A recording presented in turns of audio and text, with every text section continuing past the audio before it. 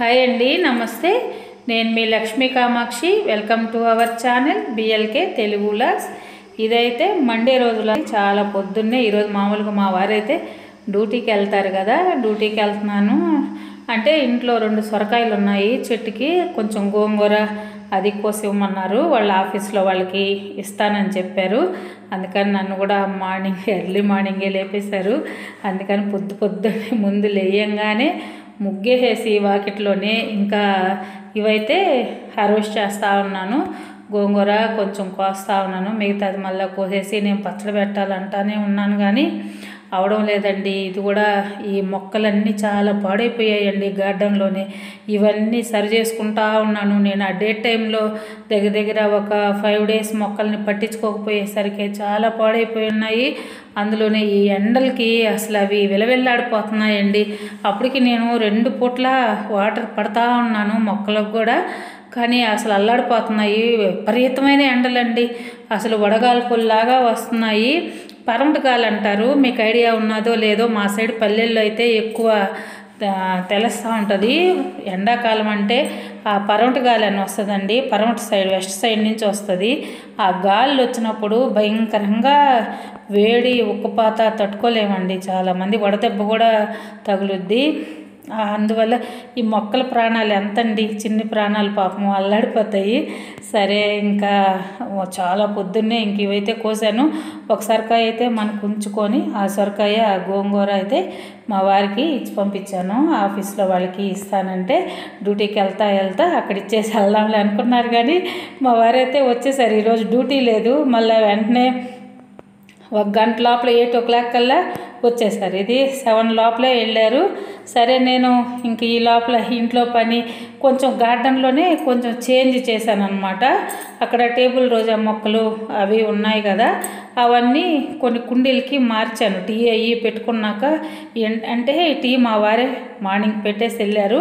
నేను మళ్ళీ కొంచెం టీ పొడి వేసుకుంటాను, అతను కొంచెం తెల్లగా పెడతాడని చెప్తా ఉంటాను కదా, అందులో కొంచెం టీ పొడి వేసుకొని మళ్ళీ టీ తాగేసి ఆ గార్డెన్ పని అంతా చేశాను. అది మార్నింగ్ మీకు వీడియో ఉంటుంది, నేను ఏం చేశాను. కొన్ని చిన్న మార్పులు అనమాట. ఆ టేబుల్ రోజా మొక్కల్ని ఇంకా కొంచెం ఎక్కువ కుండీలలోకి పెట్టి కొంచెం మన వాల్ పైన పెట్టాను అనమాట. అవన్నీ సెట్ చేసి వచ్చే లోపల మా వారు కూడా వచ్చేసారు. చాలా హ్యాపీగా ఫీల్ అయ్యారనమాట నేను అలాగా చేశానని. అంటే 3 కుండీల్లోనే ఉన్నాయి ఆ టేబుల్ రోజా పూలు. నేను చూపిస్తూ ఉంటాను, చిన్న గడ్డి పూలులాగా ఉంటాయి కదా, కలర్స్గా. ఆ పూలు పూసినప్పుడు భలే అందంగా ఉంటాయండి అసలు. అందుకని ఆ గోడ మీద పెట్టున్నాను చూడండి. ఇప్పుడు 6 కుండీలలో పెట్టున్నాను, అంతకుముందు 3 కుండీలలో ఉన్నాయి. వాటిని చిన్న కొమ్మ మనం తుంచి వేసేసామంటే చాలు, పెద్ద పొదల్లాగా అయిపోతాయి అవి. అలాగా 6 ఆడ పెట్టామంటే బాగా షోగా పూలు వచ్చినప్పుడు భలే ఉంటాయండి. అసలు నాకు నచ్చేది కాదు అంతకుముందు, ఇప్పుడు భలే నచ్చుతున్నాయి. ఆ పూలు పూసినప్పుడు భలే అందంగా అనిపిస్తున్నాయి. అవన్నీ చేసి పెట్టాను కదా, మా వారికి చెప్తా ఉన్నాను అనమాట. ఇవన్నీ చూడి ఇలా చేశానంటే అతను కూడా బాగా హ్యాపీ ఫీల్ అయిపోయారు. అలాగే మరువు మొక్క ఉన్నది, దాన్ని కూడా కొమ్మలన్నీ సాగిపోయి తీగల్లాగా ఉన్నాయండి. వాటిని కూడా ఆ తీగలు కట్ చేయకుండా అలాగ వేరే పాట్లోకి కుచ్చితే అలాగా ఇగురు వస్తాయంట, మా గ్రూప్లో చెప్పారు. అవి కూడా అలాగ చేశానని అవన్నీ మా వారికి అయితే చూపుతున్నాను. హ్యాపీగా ఫీల్ అయ్యారు. ఇంకైతే వంట చేస్తున్నాను. ఇవైతే సొరకాయలు. ఈ సొరకాయ ముక్కలో సగం చేశాను, సగం చేసి ఇలాగ ముక్కలు చేసి పెట్టాను. ఈ సగం ఫ్రిడ్జ్లో పెడతారు, రేపు ఎప్పుడైనా పప్పు చేసుకొని అట్టుకుంటుంది. ఇదైతే చిన్న దోసకాయ మన తోటలోనే కాసింది. ఈ దోసకాయ, ఇగో ఈ 3 బెండకాయలు వేస్తాను. ఇది ఉల్లిపాయ, ఇవన్నీ వేసి సింపుల్గా సాంబార్ చేసేస్తాను. అక్కడైతే పప్పు ఉడుకుతుంది. పప్పులోనే కొంచెం పచ్చిమిరపకాయలు టమాటాలు వేసాను, ఉడుకుతా ఉన్నది. ఇవి పులుసులో చింతపండు పులుసు నానబెట్టాను, పులుసులో ఉడకబెట్టేస్తా. ఇలాగైతే అన్ని ముక్కలు కట్ చేసుకున్నానండి. ఈ విధంగా కట్ చేసుకొని నేను చేసే ఈ టైప్లో సాంబార్ చేసామంటే మనం 100 మందికైనా చేయొచ్చు, 200 మందికైనా చేయొచ్చు. అసలు ఈజీగా సింపుల్గా చేసేయచ్చు అనమాట. ఇందులోనే మనకు కావాల్సినంత ఉప్పు వేసాను, పసుపు కారం వేసాను. ఎందుకంటే పప్పులో కొన్ని పచ్చిమిరపకాయలు వేసున్నాను, దాన్ని చూసుకొని మనం కొంచెం వేసుకోవాలన్నమాట. ఇదంతా బాగా ఇలాగ కలిపెట్టేసినాక తాలింపు పెట్టుకున్నాను. తాలింపులు అయితే నేను ఏమీ వేయలేదు. ఆవాలు, జీలకర్ర, మెంతులు 4 గింజలు మెంతులు, కరివేపాకేసి ఈ ముక్కలన్నీ అందులోనే వేసేసాను. అప్పుడు ఆ తాలింపులోనే ఈ ముక్కలు కూడా కొంచెం అంతా కలిపెట్టాక మగ్గుతాయి. మగ్గినాక మనం చింతపండు కలిపేసి మనకు కావాల్సినంత వాటరు చింతపండులో కలిపేసుకొని అందులో పోసేసుకోవచ్చు. ఆల్మోస్ట్ ఈ ప్రాసెస్ నేను మీకు చాలాసార్లు చూపెట్టాను, అయినా కూడా మళ్ళీ చెప్తున్నాను, చాలా బాగుంటుంది. ఇందులోనే ఈ తాలింపులోనే ఈ ముక్కలు నేను ఇంగువ కూడా వేశాను. అదైతే నేను మీకు షూట్ చేయడం మర్చిపోయాను. ఈ ముక్కలు కొంచెం మగ్గాక ఇంగువ కూడా వేసాను అనమాట. చింతపండు మనకు తగినంత, ఎందుకంటే అందులో దోసకాయ వేస్తున్నాను, కొంచెం పులుపు ఉంటుంది. అది కూడా దానికి సరిపోయేటట్టు మనం చింతపండు పులుసు కూడా పోసేసుకోవాలి. చూడండి, ఇలాగైతే చేసేసాను. చాలా బాగుంటుందండి టేస్ట్. దీంట్లో సాంబార్ పొడి వేసుకున్నామంటే సాంబార్ పొడి కూడా నేను ఎప్పుడు రెడీ చేసి పెట్టుకుంటాను. ఈసారి ఎప్పుడైనా మీకు నేను సాంబార్ పొడి ఎలాగా రెడీ చేసుకుంటానా అనేది ఈసారి ఎప్పుడైనా ఒక వీడియోలో ఈ సాంబార్ పొడి నా దగ్గర ఉండేది అయిపోయినాక ఈసారి చేసేటప్పుడు నేను మీకు వీడియో చేసి చూపెడతాను. అది ఇలాగా అంత మనకు కావాల్సినంత వరకు వేసుకొని పెట్టాను. ఉడికాక పప్పు కూడా ఉడికిపోయిందండి. ఆ పప్పు ఉడికింది కూడా నేను వీడియో తీశాను, అది డిలీట్ అయిపోయింది. అందులోనే కలిపాను. అది కూడా ఈ ముక్కలు కొంచెం ఉడికాక ఆ పప్పు ఎనిపేసి అది కూడా ఇందులో అయితే కలిపేసాను. చూడండి, ఇందులోనే ఇది సాంబార్ పొడి. ఆల్రెడీ ఇందులో పప్పు వేసేస్తున్నాను, అది వీడియో తీసాను కానీ నాకు డిలీట్ అయిపోయింది. చాలా టేస్ట్గా వచ్చింది. మా వారికి చాలా ఇష్టం. అందులో సొరకాయ వేసి సాంబార్ చేసామంటే భలే ఉంటుందండి. సొరకాయ అంటే ఒక్కొక్క సైడ్ నార్త్ ఆ సైడ్ అయితే ఆనపకాయ అని కూడా అంటారు. విజయనగరం, శ్రీకాకుళం అటు సైడ్ అయితే ఆనపకాయ అంటారు. ఎందుకంటే మేము విజయనగరంలో ఉన్నాం కాబట్టి మాకు ఐడియా ఉన్నది. ఇలాగైతే అయిపోయింది. మధ్యాహ్నం నేను మార్నింగ్ ఈ సాంబార్ చేసేటప్పుడే బట్టలు మా వారి నావి కొన్ని బట్టలు ఉన్నాయి, మిషన్కి అయితే వేసి పెట్టాను.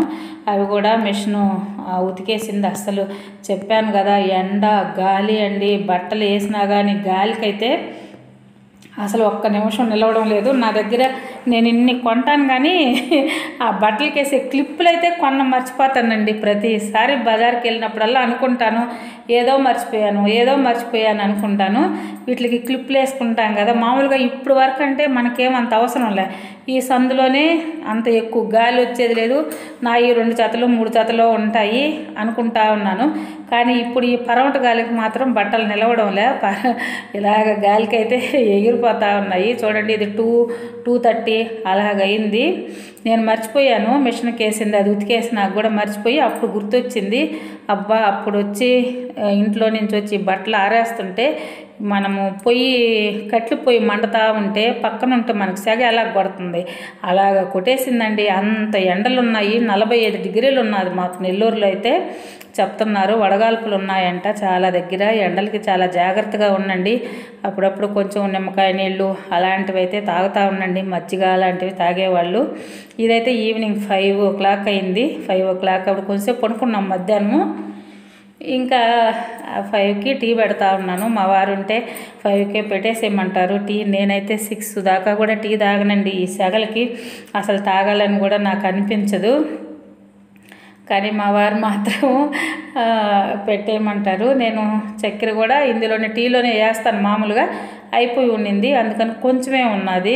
గ్లాసులో వేసి తిరగొట్టాను చాలాసేపు. ఇవైతే బుడ్డగాడు కూడా కొంచెం పాలు తాగుతాడని నిన్న హాస్పిటల్కి తీసుకెళ్ళాను కదా, బుడ్డగాడిని కొంచెం డల్గా ఉన్నది, పాలు తాగద్దని దానికి కొంచెం అయితే పక్కన కాస్తా ఉన్నాను. ఇలాగా 5 o'clock అయితే టీ పెట్టేస్తా ఉన్నా.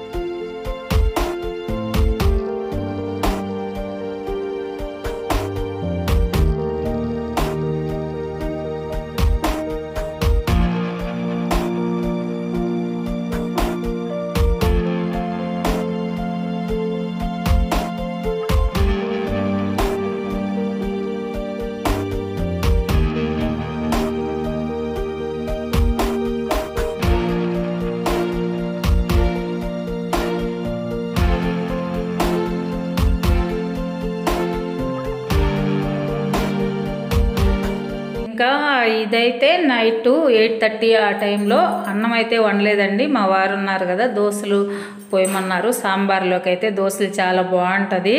సరే అందుకని చెప్పేసి దోశలు పోసేసాను. అందులోనే ఈ ఎండలకి దోశపిండి కూడా ఎక్కువ పులిసిపోద్దండి, ఎక్కువ రోజులు ఉంటే. అందుకని 2 పూట్ల పోసేసుకుందాంలే అని అయితే దోశలు అయితే పోసేసాను. ఈ విధంగా అయిపోయినాక ఇంకా కిచెన్ అంతా సర్దేశానండి.